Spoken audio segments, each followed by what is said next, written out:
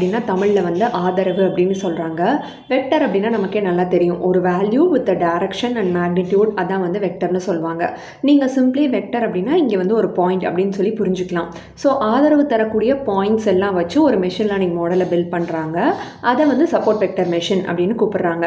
So again machine ஏமா பேர் வச்சாங்க அப்படின்னு கேட்டிங்கன்னா, it is used for both classification and regression. So உனக்கும் வேணாம் எனக்கும் வேணாம் அப்படின்னு சொல்லிட்டு மெஷின், சப்போர்ட் வெக்டர் மெஷின் அப்படின்னு முடிச்சுட்டாங்க. கிளாஸிஃபை பண்ணணும் அப்படின்றதுக்காக ஆண்டாண்டு காலமாக என்ன படிச்சுட்ருக்கோம், ஒரு லைன் வரைவோம் அப்படின்னு தான் படிச்சுட்ருக்கோம்ல, அதையே வந்து இங்கேயும் பண்ணிடலாம். ஓகே, நான் வந்து நடுவில் இப்படி ஆரியமில் என்ன பண்ணுறாங்கன்னா மார்ஜின் அப்படின்னு ஒரு கான்செப்ட் கொண்டு வராங்கங்க.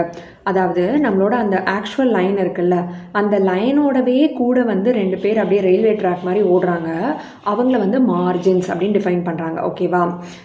இந்த மார்ஜின்ஸில் பியூட்டி என்னன்னு பார்த்தீங்கன்னா, they are passing through the points. அந்த பாயிண்ட்ஸை தான் சப்போர்ட் வெக்டர்ஸ் அப்படின்னு சொல்கிறாங்க.